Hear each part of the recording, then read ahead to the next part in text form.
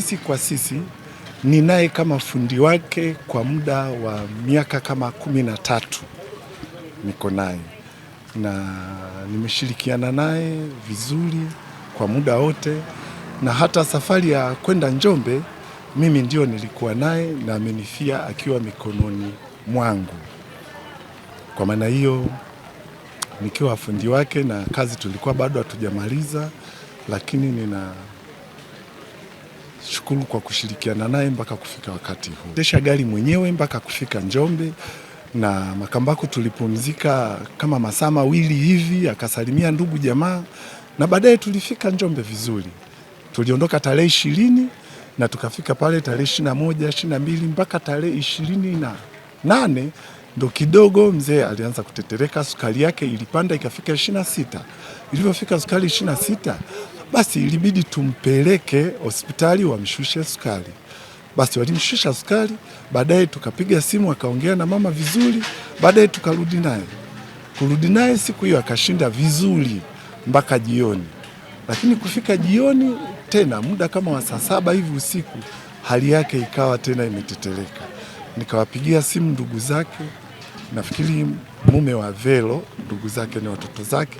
Basi tukampeleka hospitali ya kwanza, baadaye wakamwekea dripu, na baadaye alikuwa ameishiwa nguvu. Kwa hiyo nilikuwa na kazi ya kumbeba tu mgongoni kumuingiza kwenye gari. Baada ya kutoka hapo wakasema tumpeleke hospitali ya mkoa.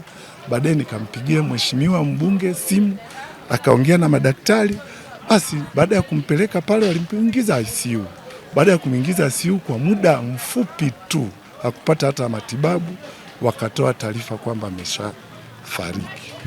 Basi baadaye nikampigia simu mheshimiwa mbunge, basi akasema atatoa msaada kwa DO pale, na ndio taratibu za kwanza kuleta maiti zikafuata. Kwa hiyo tukauleta mwili mpaka hapa. Mzee Ngajilo namfahamu.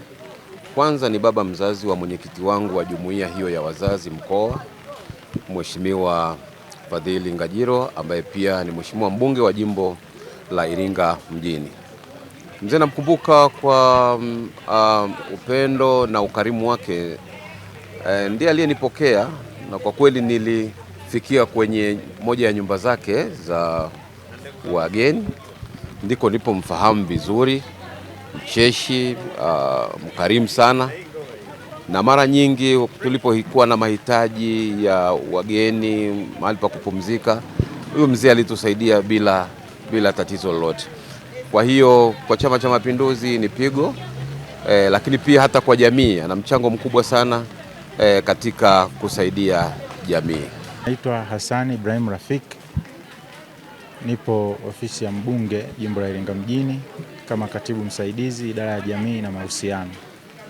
Marehemu baba yetu mzee Fabian Ngajilo, mimi nimefahamiana naye muda mrefu wakati kaka yetu Fadhili Ngajilo yupo kwenye harakati za kutafuta ubunge wa jimbo la Iringa mjini katika kura za maoni ndani ya chama.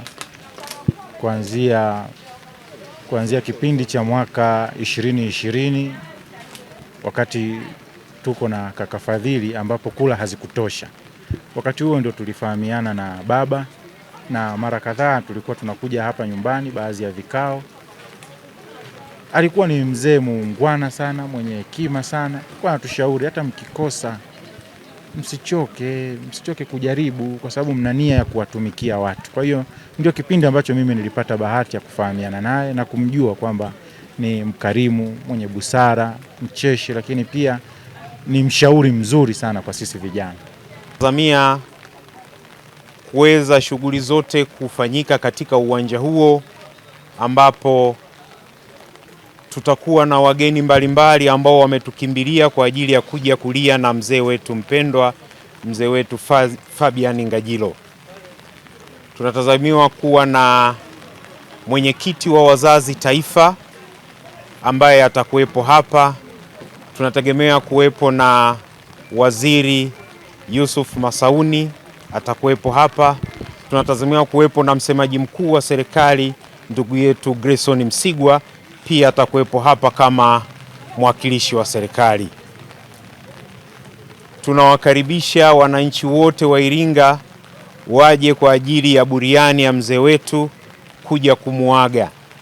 Ikumbuke kwamba mzee Fabian Ngajilo ndio baba mzazi wa mheshimiwa mbunge wa jimbo la Iringa mjini ndugu Ngajilo. Pia ndio baba mzazi wa mfanyabiashara maarufu Fredi Vunjabei mwenye maduka ya Vunjabei karibia nchi nzima, na ni mdau wa maendeleo ndani ya Chama cha Mapinduzi pamoja na serikali ya Jamhuri ya Muungano wa Tanzania.